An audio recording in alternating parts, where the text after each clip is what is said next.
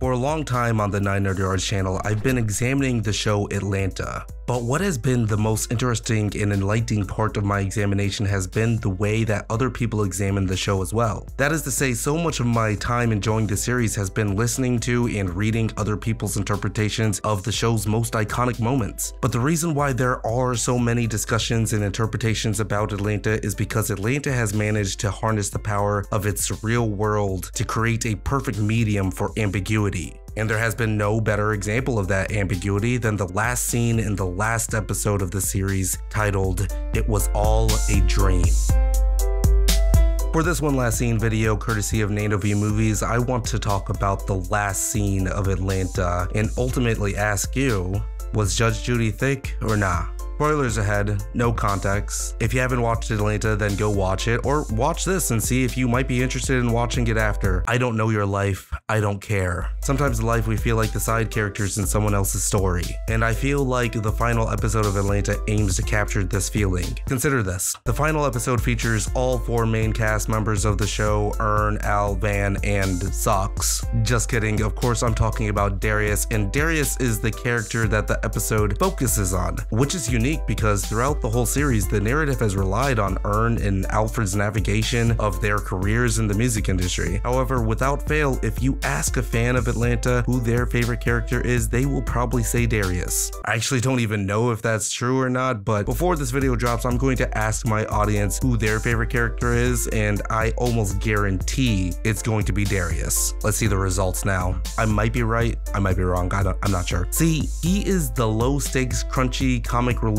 character that you may see in any other procedural friend group sitcom. Didn't they kill Malcolm too? Well, no, they say that, but ain't nobody seen the body since the funeral. That's how funerals work. Alfred. Think Kramer in Seinfeld, or Chandler in Friends, Jazz in The Fresh Prince, or more accurately put, Freddy in A Different World. Nothing ever changes. Hi, everybody. Hey. I take that back. Freddy. The episode starts with Darius watching Judge Judy and declining to join the rest of the crew on their plotline because he has an appointment with a deprivation tank. I got a dep date. Dep date?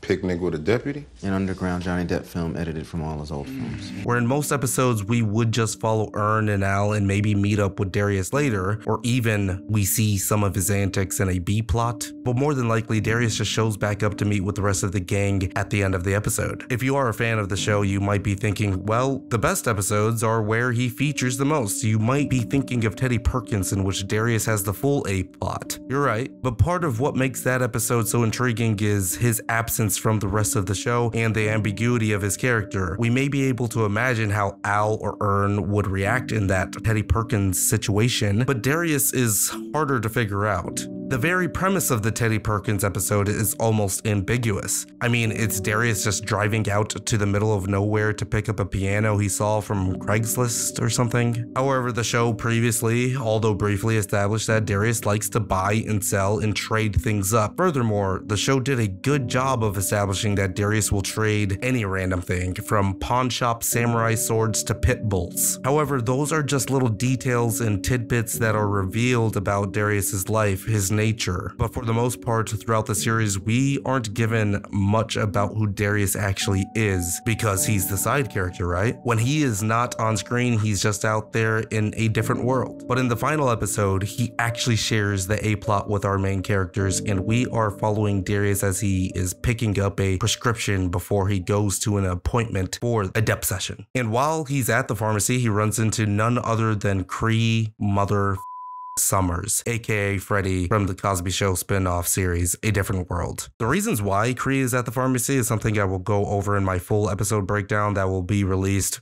But most importantly, it's Cree Summers making a guest appearance on the show out of nowhere. That's catching my attention. With Darius's interaction with Summers, they have a small talk conversation about how they both like deprivation tanks, and I've never been in a deprivation tank, but they sound interesting. Basically, you're just floating in a dark box of salt water and you let your mind wander to places unknown. It's a form of physical and mental therapy that both of these characters share enjoyment of. Darius offers a tip on how to stay grounded grounded while in the tank, as sometimes his sessions result in lucid dreams that are hard to discern from reality. Darius's tip is that when he feels that he is tripping, he looks at a TV, and it's always daytime runs of Judge Judy that are on the screen. The idea is Judge Judy's always on TV, right? So if I see her and she's thick, I know I'm in the tank. And when Judge Judy walks off the bench, he is able to notice if she is thick or not. That's it. That's the tip. If Judy is thick, he knows he's in a tank. Wait a minute. What in the hell are you saying? This advice is first played out to be silly, but as the episode progresses, we realize that for Darius, knowing if he is in the tank or in reality has become a big problem for him, which in turn becomes a big problem for us, the audience. Midway through the episode, he drops off the prescription he picked up earlier, and we find out it's for his brother Eze, a character that we have never seen before, by the way. And his brother greets him, and they talk about their parents and if they are doing okay. Eze silently reaffirms to him that everyone is alright, but Eze mostly wishes that Darius would stop coming over and go out into the world and live. But Darius just wants some family time and to see his brother. However, while Darius is waiting for a bowl of jollof to be served to him, he notices Judge Judy on the television, and she is thick, like Gen Z gyat, or Millennial 2 sees thick. Ooh, pick your poison. Damn. So, he is still in the tank. Eze is gone, and as a member of the audience, we are figuring out that this is the only way for Darius to meet up and have conversations with his long-gone family. It's a revelation, because as Darius has been assigned as the side comedic relief character in Atlanta, we never find out much about him. I mean, sure, there are open-ended questions about the other main characters as well, but we at least get moments in dedicated episodes that are focused on their lives, on the lives of Ern, Alfred, and even Van. But this is really the first time an episode was dedicated to Darius and his plot progression, or better yet, his character progression. Suddenly, in this moment, his ambiguity makes sense. But that's not what this video is about, is it? This video is about the last scene of the episode. So while the rest of the gang is in a difficult spot, Darius shows up in a stolen pink Maserati loaded with Popeye's chicken, and he rescues his friends. That leads us into the last scene, as our other three protagonists are just flabbergasted because he tells them that it's all cool that he stole a pink Maserati because he's still in the tank. They all try to explain to him that this is real. Everything that just happened, including the rescue, actually happened. And he needs to be a bit more worried about this situation. You're not in the tank. Huh. No, you're not in the tank. You're really here, and we're really your friends. Maybe it's just my dream, and we're just in it. Darius doesn't care, he knows his truth, so the rest of the gang goes outside to have a puff, leaving Darius in the living room alone. So he's watching all of his friends talk and joke around outside, and he shifts his attention to the TV screen, and what do you know? Judge Judy is on. The crowd departs, the needle drops, and the end music starts playing. We never see what Darius sees on the TV screen. We are just left with the expression on his face. And the credits roll.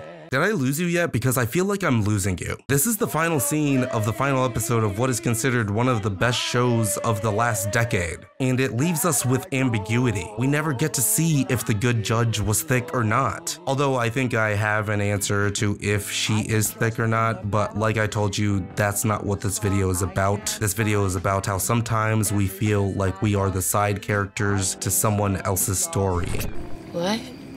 You're a simulation. There's someone controlling your every movement. Atlanta is a show that mainly revolves around the characters of Ern and Al. Darius is the side character created for a bit of comedic relief when tensions build up. At this point in the series, we know that Ern and Van will be moving to LA to start new lives with their child Lottie. The penultimate episode of the series follows Al navigating his life and slaying a beast without the need of Ern and accepting his own peace. That's P-E-A-C-E, by the way. The point I'm trying to make is that we have quasi-resolutions to the main stories being told. However, What this final season presents with its ambiguity is the side story of Darius. The silly comic relief story to the series is still ongoing. He is still making his way. It doesn't matter what is happening with anyone else, because in his last scene, so much of the final pressures of someone else's story is still by his perspective about him and how he perceives things. Matter of fact, in a different world, the show Atlanta might have always been about Darius all along. So what's going on? What in the hell happened to you?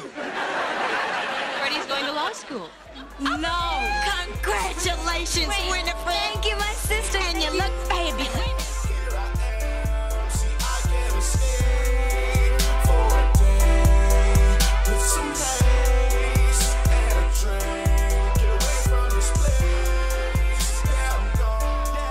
Thank you all for watching or even taking the time to listen to this. If you would like more Atlanta breakdown videos, go and subscribe to 9 Nerd Yards. Thank you so much to Nando V Movies for making this community project centered around one final scene. I highly recommend checking out that playlist, and if you are also inspired by a final scene of media, I really hope that you make a video to add to the playlist. Please let me know if you do make a video, because I would definitely watch it. Check out the Drunk Bantha's One Last Scene video as well about Captain America that I will link in the description below. Comment, like, and subscribe, because I was lying earlier. I do care about your life and what you think.